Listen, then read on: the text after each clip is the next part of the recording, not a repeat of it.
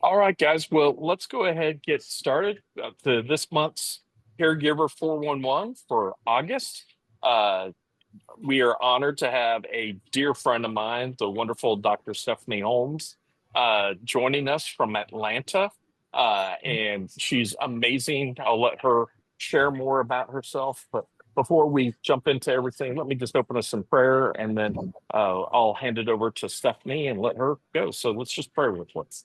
Gracious and Father God, I just thank you so much for this day. I thank you for our families and our caregivers. God, I just pray that you bless them and help them, and just pray that those that are with us tonight and those that might see this in the future, that they'll get information that will help them be even better caregivers. We just praise you for all that you do now. I pray this in your great and holy name. Amen. Amen. All right. So with that, let me hand off to the amazing Dr. Stephanie Holmes. I like that. Woohoo. All right. Let me first see if I can share my slides because I won't be able to concentrate if I can't get them shared. So let's see if I can get them shared. Okay. Let's see here. Dun, dun, dun. Where are you? Okay. Are we seeing the slides or the notes? Yep. We're good?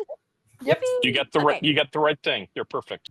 All righty. Now, let me see if I can move them back and forth. Oh, shoot. Are they moving? True, isn't it?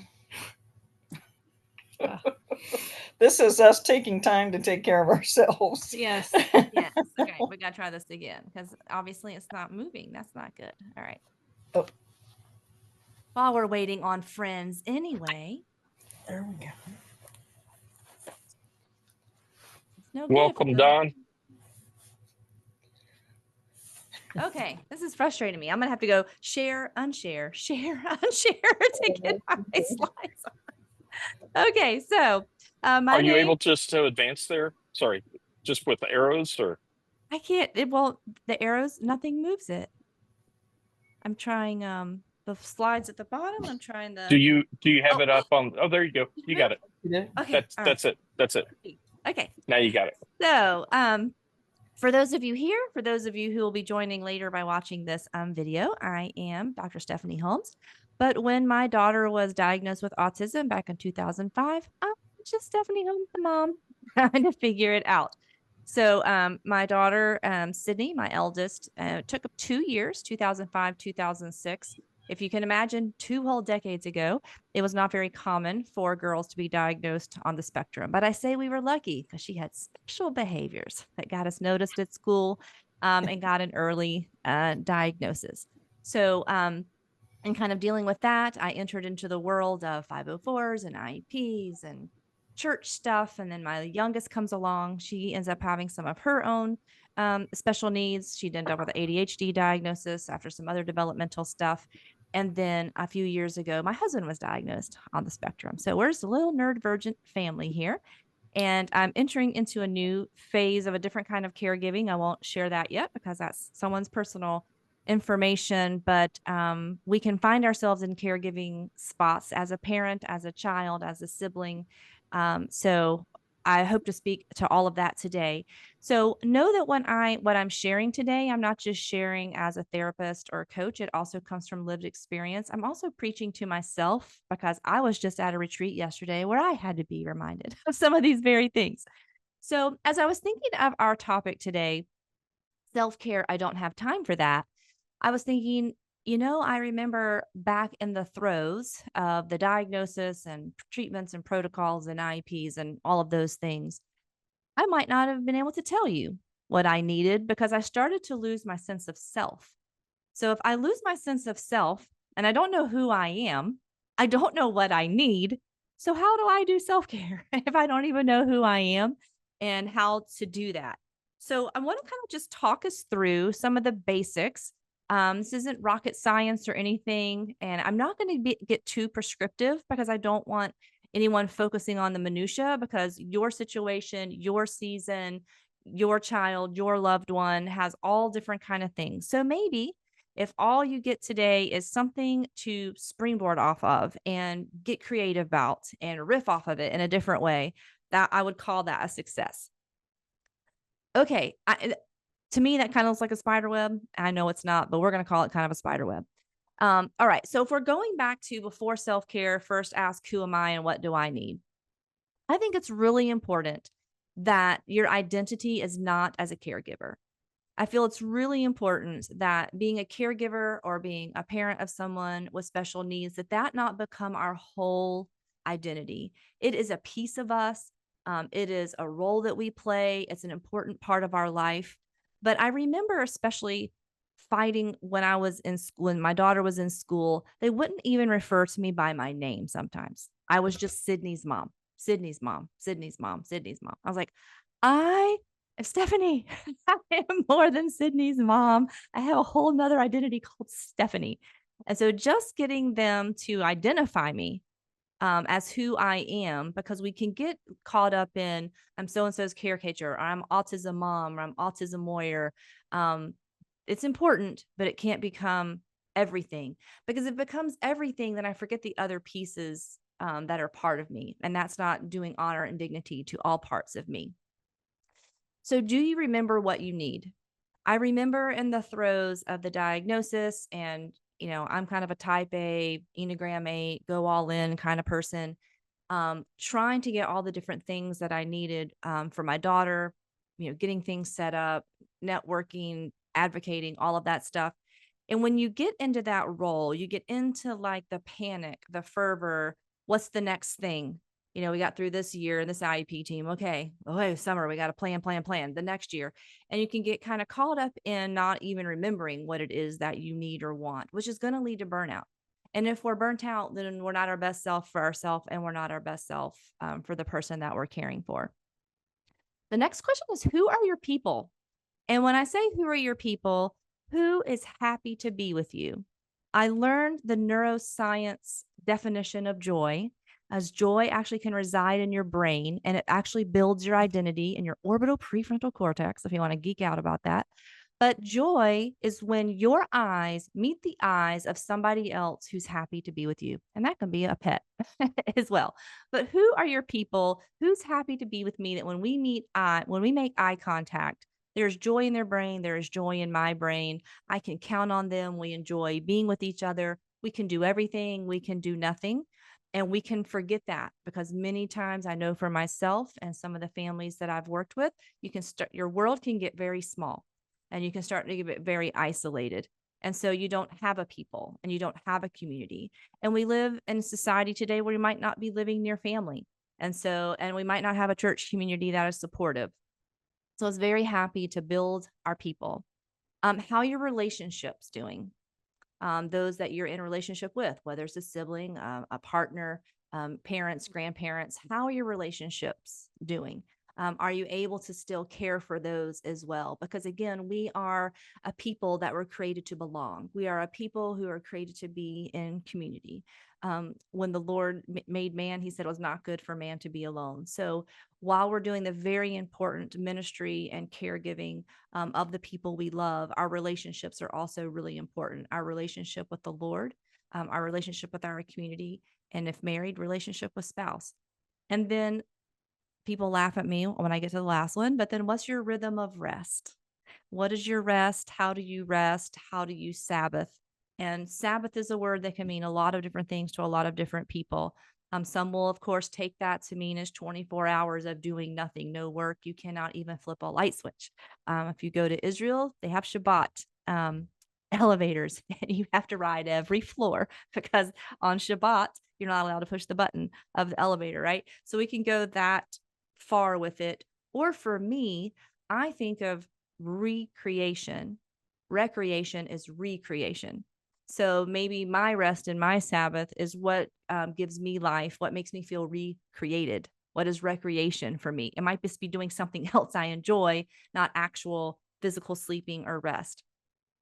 Okay, so if we're doing that, this is map work that I do with a lot of my clients. I'll kind of talk you through it. I do this if I'm working with someone who's doing a gender identity. I might do this with someone who's lost themselves in their role. I might do this with marriage. I might do this with if I'm experiencing shame, or I've forgotten who I am, and I need to remind who I am in my Christ self, my Christ identity. So I'll kind of walk you through what some of these are. But when I'm kind of putting someone through this, we're asking the questions, how do I identify? So I ask people to brainstorm. Some people like to do this with an Excel sheet. Some people like to do this in a journal. But first of all, what are all the roles I play? Right. So it's mom, it's daughter, it's caregiver, it's advocate, it's church volunteer, an aunt, a cousin, a sister. Like there's all different kinds of roles that we play. Other things like what are really important to me. And the book that I use, it says rituals, but it means anything like, if you're a Chief fan, do y'all have a certain thing you do when you watch a Chief game? Is that really important to you? Right. And so if that's family and community to you, then that means you highly prize that, or tailgate parties, your favorite sport, favorite team. Some people it's politics. There's all different things that are really important to you that are kind of rituals. And some can be spiritual, first baptism or catechism for some, first communion, lots of different things, celebrations, gifts. Do you give gifts at Christmas? Do you not? Do you hand make your gifts? Do you buy gifts? Do you do a gift exchange? So all families and cultures do things a little bit different. So what are my roles? What are things that I really enjoy that are really important rituals to me? What are things I really value about myself?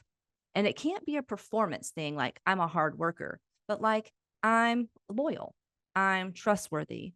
Then what do I value? I value justice. I value equality. I value fairness, right? So all these things that I might value. And then some meaningful experiences that are really kind of like, this really kind of changed my life. And it might be some positive experiences and it might be some negative experiences. How did that shape you? So I'll start my people off and they just stick all that down everywhere on a page. And then they have to make a map. And so you'll see the butterfly in one that's a systems map. And so what then I ask the people to do is, okay, all the things that you just told me about you, what's out here and describes you and what's like core to you. So the lady who made the butterfly, and some of my clients will get super creative. She decided to do watercolors. But what her butterfly is so in the middle is woman. She's more than a mom and she's more than a wife. She was created as a woman first. And then her little antenna will say things about her Christ identity and who she is in Christ. You go around those outside of her wings, and it's all things like, I like art and I like birds or all that kind of stuff. But when you get to the words that are closer to the wings, those are things that she values about herself, things she needs more of in her life, things she needs to focus on. So it's like, okay, I say these things I value about myself or I value about my life. How much of my daily or weekly life actually lines up with the things that I say I value? The one to the left is actually my husband's. And if you had to guess his job, if you guess computer programmer or systems guy, that's why. And so he was kind of communicating how things work together and how he sees his roles together and how he compartmentalizes parts of himself from his roles and things like that. So I'll use these maps just to get people talking, to really do some self introspection work. And again, do my values and my life line up? What am I compartmentalizing? How do I get my parts kind of more integrated, so to speak? And then through my own coaching work, I heard this at a conference, and I would give credit to whoever said it, but I can't remember. But the person said, if you're a people giver or a people helper, whether that's professionally or casually a layperson, and you are not in coaching or getting some kind of support, consider yourself in malpractice. Someone's got to be pouring into you, and you have to have a place to put your stuff so that you can continue to do the things you're doing professionally or as a layperson. So I was like, okay, I've got to have a coach or somebody pouring into me too.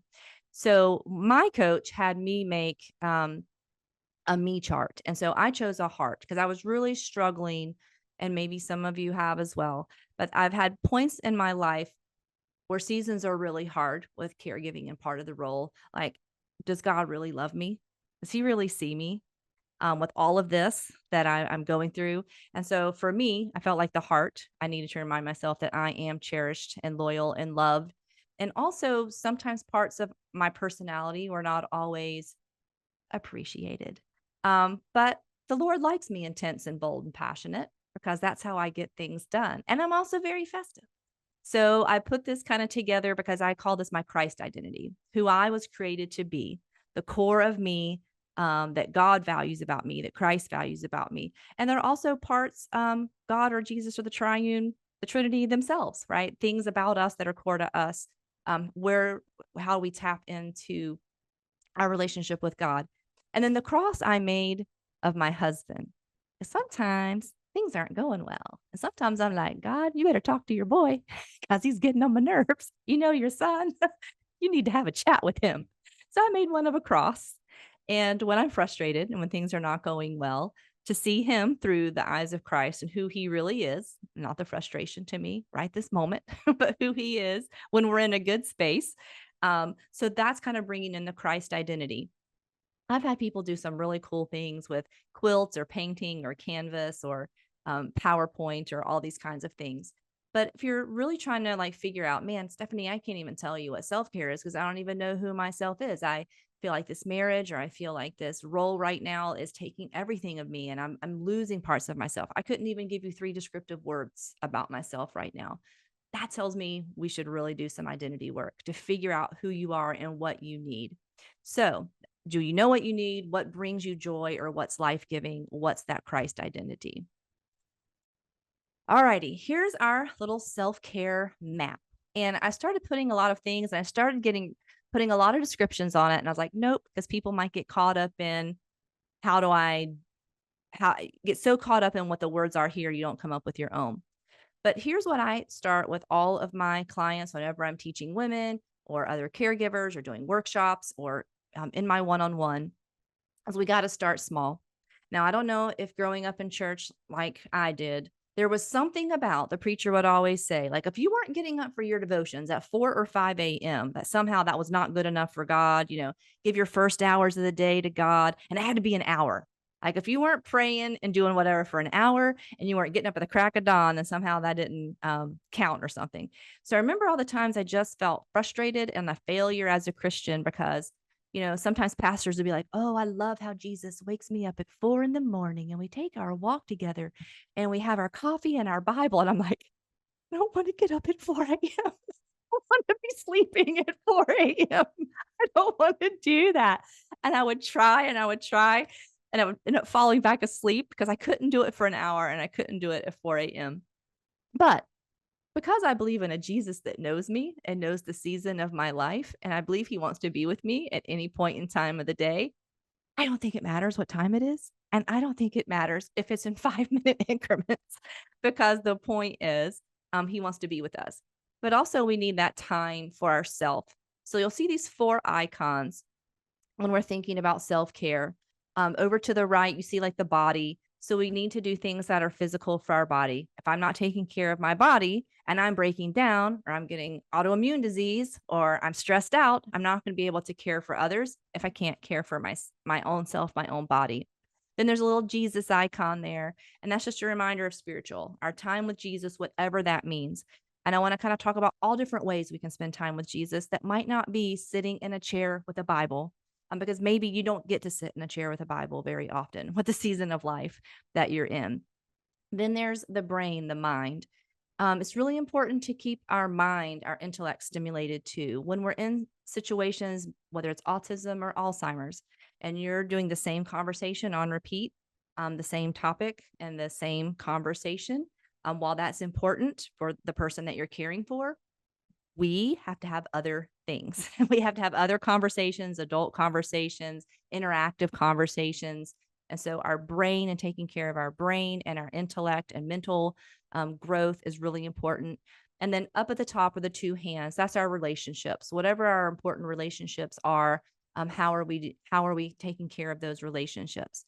So that we don't start off with shame and give up, right? Maybe sometimes people start a new diet January 1st and they're going to do this many calories and this much exercise and you fail by the end of the first week and you're like, I can't do this.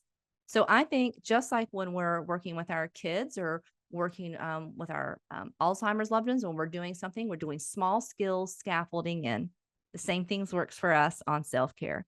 So I think the most important thing for self-care after we have figured out ourselves and figured out what we need, because what brings us joy or what brings us rest, let's start with just a daily consistency first, even if it's 5 minutes. Can you commit 5 minutes a day to yourself in some way, shape, or form? That might be as little as just taking a 5-minute shower, getting to have a longer shower today if you don't get to have a 5-minute shower. It could be your coffee or your tea. sitting in the favorite place of your house, your favorite chair, your favorite deck. It could be 5 minutes of stretching or yoga or exercises, because we're not trying to lose weight or do anything. We're just trying to take that time for ourselves to focus on our body. Maybe you're a sunrise person. If you are, I don't understand that. I'm more of a sunset person. I really like to watch those better. But watching a sunrise or sunset, maybe it's 5 minutes of quiet with no one saying your name and hiding in a closet. And that makes you feel something you want, that you're looking forward to. So you start with this 5 minutes.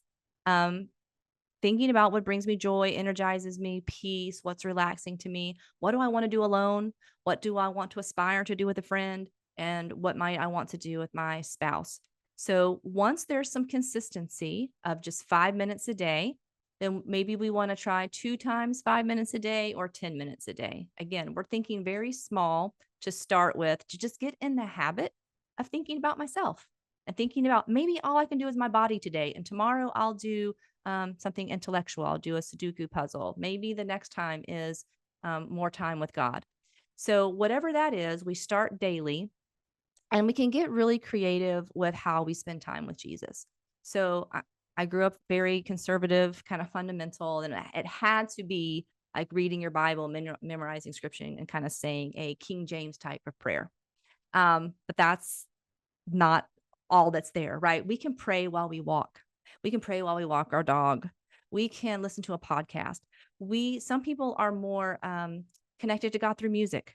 You could put on, I was going to say an iPod. That dates me. You can put on your music and just be, as you're cleaning the house, put on a musical playlist that is meaningful for you, that you feel connected to God. Some people are connected to God through art. There is this wonderful thing called Visio Divina. If you're not ever done it before, look it up, Visio Divina. And it's usually it's a piece of art. You just look at the art, you gaze at the art, you appreciate it. You ask God to show you something about the art. Maybe, am I in the art, or something about his creative presence from the piece of art. And you can connect to God through art. Maybe it's nature. Maybe you're going to connect with God better through nature, through listening, through different sounds. So whatever you're doing daily to take care of you, when we feel like we've gotten that pretty consistent, because we're going to have days of doctor's appointments and IEP meetings, and somebody's sick and didn't go to school and throws off the whole schedule, or just started thinking about getting myself back on my own schedule, then we kind of make a weekly goal. Maybe one of these things that I'm doing, I'm like, man, this music thing is really life-giving for me. I'm going to, like, Thursdays is going to be like music day, and I'm going to listen to 15 minutes of music, and maybe I'm going to do some exercise and stretching to that. So then you build to monthly, quarterly, and annually. Now, obviously, when you start to get to monthly, quarterly, and annually, you're going to have support depending on the person that you're caring for. That's why I have to have my community. Who are my safe people? What are organizations like SOAR that offer, that could, help me with respite? But if I'm going to plan for something monthly, quarterly, or annually, it's got to be intentional. And I've got to get to the point that taking care of me, self-care, is not selfish. And I don't know if somehow I grew up was like, I'd rather burn out than rust out for God. Meaning I'd rather go so fast I just burn out completely and die than sit over there and rust. I was like, you know what? There are other options in between burnout and rust out. A lot of other things we could be doing. So getting back to, I put this on my Facebook one time, and I got so much pushback. I said, if scripture says love your neighbor as yourself, doesn't that mean we're allowed to love ourselves? And I got all kinds of crazy about new age and blah, blah, blah, and whatever. And I'm like, the scripture says love your neighbor as yourself. Maybe some of us are not loving our neighbor because we don't first love and take care of ourselves. I don't know how to take care of you because I don't know how to take care of me. I don't know how to let you have a need because I don't know how for me to advocate for a need. So once we do that, that's kind of our personal. If you're in a relationship, whatever that relationship is, I've chosen my spouse. Sometimes we can get things too complicated about date night. You got Hallmark and Disney and all these things about what, date and romantic things are, but you can get super creative when you're in a special needs situation. And in our situation as well, I'm married to someone on the spectrum. And so we also have to take into consideration sensory stuff, high energy, low energy, what's the day. So I'm just going to share some things that we do. Some things that when our daughter was young, I understand you can't just hire a babysitter when you have a child with needs. A 12-year-old, a 14-year-old is not going to do. So if you don't have people living close to you, then sometimes at home dates and doing things at home, it's not about being inside or outside of your home. And some of the Christian dating books put so much pressure on all these romantic big things. It's just about being quality time together that's meaningful for both of you. So your brain needs joy. That's a high energy thing. And your brain needs rest and peace. And sometimes you can co-regulate, which means be in the same room doing nothing, but just feeling safe and peaceful together. And if that's all you have to give to each other, if that's your best gift is quiet and peace and laying on the couch for 15 or 20 minutes together, that is an acceptable offering if it's all you have to give to each other. You might be walking. That's a moon, but we like sunsets. We like to do sunset stuff. It can be movies, series, a favorite thing you're streaming. But whatever it is, it's about making memories, is about saying, so first is self-care, is I got to take time for me. Then we've got to take time for us. We also need to let, our spouse have their time one-on-one for them. And when you're thinking all the time, you might not want to come up with creative things. So I'll just share some of our creative things. I found this little box. This is called 30 Quick Dates from the Adventure Challenge. And what you do is it's a scratch off card, and it will tell you if you're going to have to spend money. It will tell you what time of day you have to do it. It'll tell you if you're going to spend money, and there's a QR code on the box. And so you take your phone, use your QR code, and it will say foodie team ice cream. I have to shop, but I'm not going to know what I'm going to do with the ice cream until we actually buy the ice cream. So you go and buy the things that the thing tells you to do, and then you scratch off the card and you do the thing on the card. So if you're looking for something kind of that's planned but spontaneous, but you don't have executive function and planning skills to do it, some of them are really stupid, some of them are silly, some of them are really fun. One of our fun ones was actually we were driving from Omaha back to Atlanta, and we stopped through Kansas City. And one of our things was to find food, snacks, or drinks that neither one of us had ever had before, and then share them together and kind of rate them. And so there was this interesting novelty place in this strip mall, and it had chips with flavors I did not know existed and bottles of pop and Coke that I did not know existed. So we bought all that, head back to Atlanta, and kind of had a tasting party. What was good, what was bad, what did we like? And what that was about was a shared experience. It was just being silly and picking the stuff out in the store, and then just sitting and drinking all these little, some of them were really gross, by the way.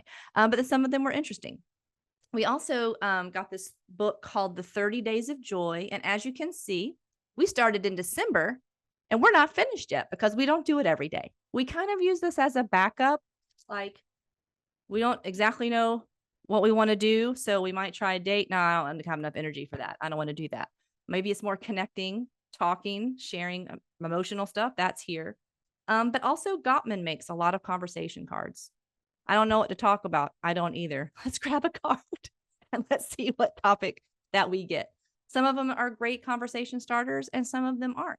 So it's about getting creative with that time and space. Maybe if you even have a sitter or someone there with your loved one and you're, up over the garage or in your living room and you're trying to think of these things, what you do is not as important as the time that you make for it.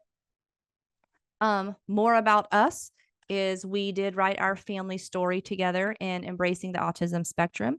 Part of it, I go into a little bit more of my faith journey, which is a little bit of a nightmare. I went through a little thing with God for a while after diagnosis and all the things that were happening. But we wrote it from a 4-person family experience. So my 2 girls who are now 26 and 23, both who are married, my husband kind of coming upon his diagnosis, stuff about our marriage. The good, the bad, and the ugly is there. We did not spare detail. We wanted to be real and we wanted to honor our experience. And we also wanted couples or churches to be able to do this together So you can get the book, but if you go to the website, there is a free workbook PDF, and you can download that. And what helped me when I was going through this, like I didn't know who I was. I didn't really know who God was. I did a study of the names of God and made them personal to me. When was a time in my life, El Roi, that God saw me, or God saw my situation and intervened in my situation? So we made a workbook to kind of go along, maybe something couples could do, or families could do, or small groups could do.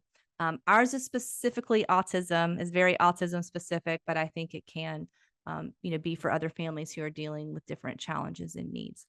So that is all I have to share tonight. So I don't know if there's questions or discussion, or how you want to take it, Doc, but we'll do what you say. Yeah. So awesome job. Love hearing all that. All kinds of great comments there for us. Turn it over to anyone here if anyone has any questions for Dr. Stephanie. First, open it up to you guys, and you are on mute, so you can just unmute yourself. Do you have any the maps that you showed in the first slide? Do you have any like PDFs for that, or is that or like a PDF of like guidelines to like how to make a map? Or I do not, but now you've challenged me. I need to do that. There are some books that will do some stuff about life mapping. Okay, I am challenged to make a PDF. At some point in time, my media lady is going to make one for me. My site is at holmesasr.com, and I have a space for worksheets and forms, because somebody will say to me, do you have a worksheet for how to do traveling together? And I was like, I don't. I should make one. So Yeah. they'll start collecting on the forms and worksheets. But I'll put together an identity questionnaire to get you going on there. Yeah, that would be super helpful, because I didn't even pass the first slide. That's where I am on that. I know. And that she's presentation. learned from the best, poor thing. I haven't set a real great example for her as far as taking time for yourself, and you just get busy with life. I mean, I was the only person working for a while, when my husband became disabled. And so it was just, and taking care of my mom, and then we had Coley's diagnosis, and just lots going on, so that's a good reminder for me. And I need to start, even at my age. I just turned 65, and it's like, all right, I'm winding down here with work. Work's always been the thing, and being on call, and my daughter's even like, well, what are you gonna do when you retire? And it's like, I don't know. I don't really have a lot of hobbies, or like who are you Yeah. outside of work? Right. Exactly. I love my job, obviously, but because I'm going to keep working, as long as I can. But yeah, I got to start thinking about other things about myself. Yeah. And my daughter's really good about reminding me of that. Yep. Yeah. Well, yeah, I make sure you do it, but I don't do it. Right. Exactly. We got to put the mask on ourselves. Yeah. That's right. Don't look at me. Look over there. Look over there. Look at that. Right. Exactly. Yeah. And she's amazing, by the way. All of the plates she has to keep spinning every day, in the air. She's amazing. Absolutely. I can see that. And having support in each other. And so maybe if you remind her and you remind her, There you'll you both go. get taken care of. Do we have time to do that? Do we have time to remind each other? I've got a minute Right. where I can just berate you for 60 seconds to take care of yourself. Exactly. That's all I got. We used to get up early in the morning and go walk, Do you remember that lasted about Well, it was a couple 2 months. weeks. We would walk to Starbucks and have Starbucks, and then walk back to her house. I would drive to her house, and then we'd walk to Starbucks and then walk back, and then before her husband had to leave for work and stuff. So, but again, that was like the 4 a.m. like it was like a 5 a.m. thing. Yeah. For us. And I was like, I don't want to do that anymore. It's not life-giving to me at 5 a.m. No. Sleep is life-giving to me at 5 a.m. I mean, it was good. It was Until I was energizing tired. for the day, but yeah, it was just too many things got in the way. Anyway, yeah. And so, me being on call and I get called in at 4 o'clock, I don't want to come back and and walk. Blech. You're right. In the morning. So kind of one of those things. But yeah. We had a pretty good support team. Yeah. Yeah, it's vital that we take time for ourselves. So, It is. you know, and you know, back to you know, one of the points Stephanie was talking about, you know, also having time for our significant other. You know, Oh, I yeah. know when we put our kids to bed, we're always so tired, but you know, even just taking that 5, 10, 15 minutes and carving that out every night and saying, okay, we're going to spend some time together. Let's sit on the couch. Maybe you've got those cards, go through those cards or something. Just to have that time where you can talk with one another and go through things. That makes a big difference too. Where, you know, Does it count to yell at them for 15 minutes First, about all the things I didn't get to yell at them throughout the day? I just like started adding it up, and then I'm like, now I got to tell you all the things. I don't think that counts, does it? I'll get them to the couch if they're anticipating being yeah, having a dress down. Probably not. Probably not. Probably not. yeah.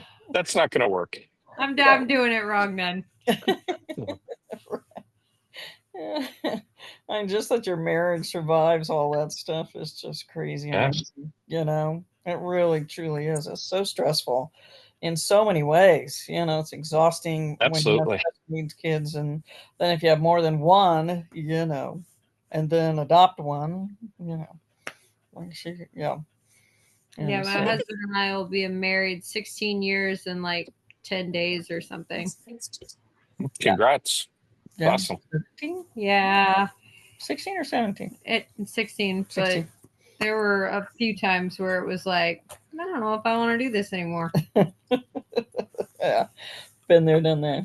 Well, we married 43 years, and so yeah. It's not always December, about right? you know how you feel at the time. A lot of times about commitment. Yeah. A lot of times through the hard times.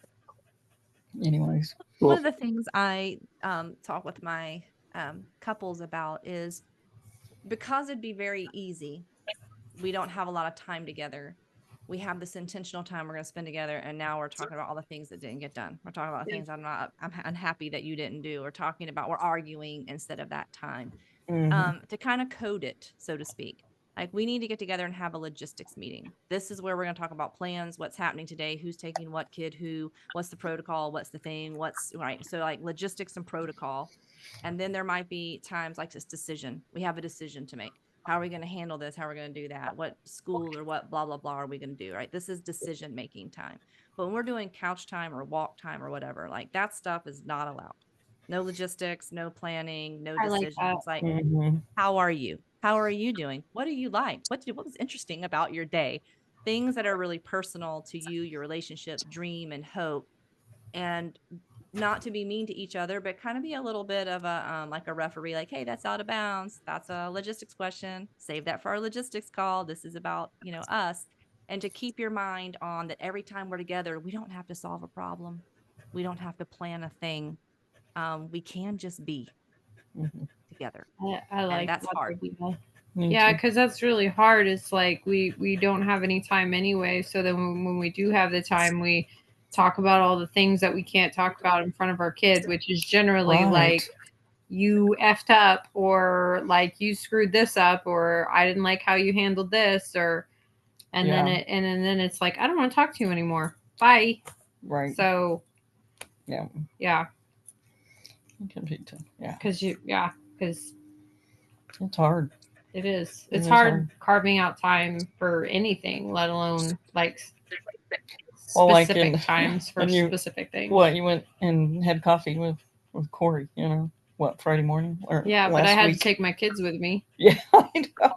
But then you were behind all day. Oh, but right? then I was, I did. My therapist was like, you need to do something for yourself. You're going to end up in jail, or you're going to drive your car into a bridge abutment. And I was like, okay.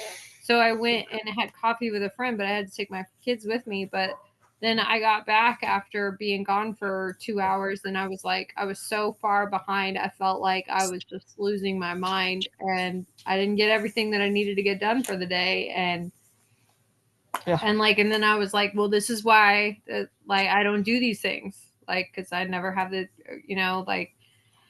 Yeah. So it was like the negative reinforcement of like, see, I told you so. Like, That was a tough day. that was a really Yeah. hard day. Yeah. Well, but Corey was glad to see you, wasn't she? Yeah. Someone was. It, it starts with little steps, just trying to carve out, a minute or two for ourselves and building upon that. It does add up, and it gets there. So, but all right. Yeah, our family Any motto other? is "Don't Yeah. go to jail." That's that same thing. Yeah. So you that know, was our like, family motto is "Don't go to jail," and it still works. When somebody says something that's inappropriate or they say something stupid about autism or whatever, we just say to each other, "Don't go to jail. This is not worthy to go to jail about. This is not jail worthy." Yeah.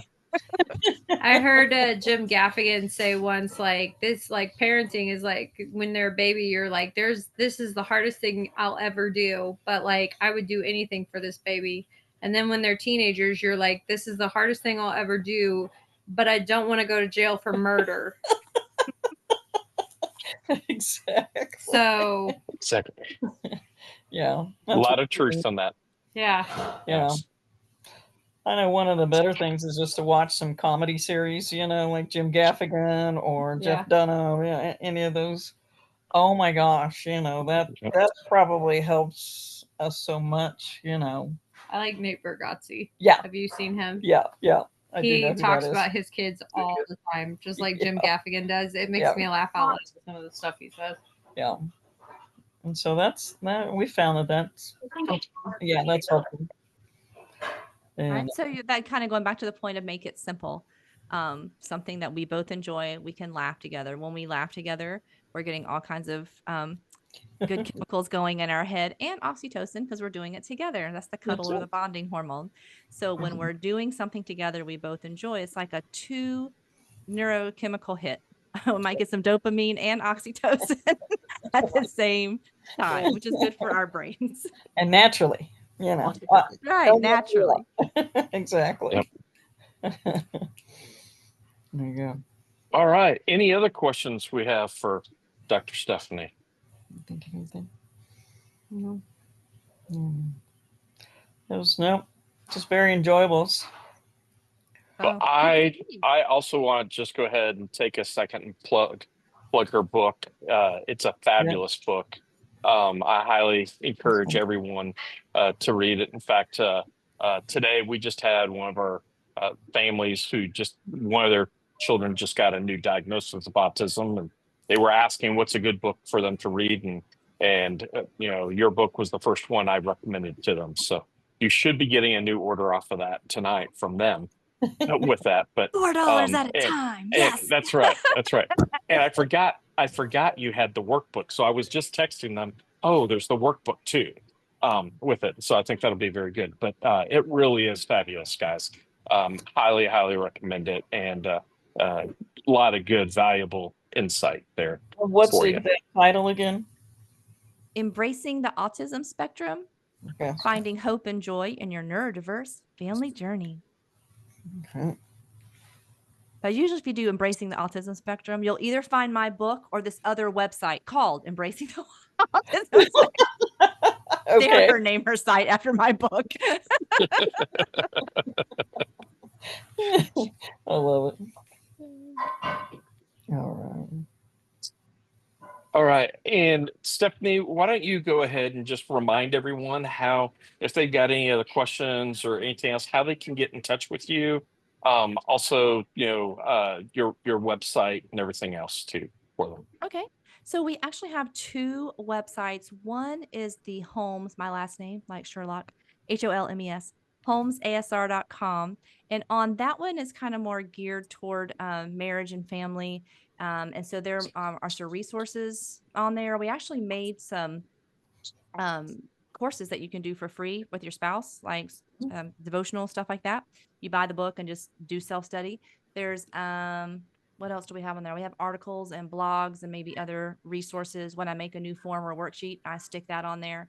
And then because a lot of our families who have children who are on the autism spectrum, surprise, one of the parents are too.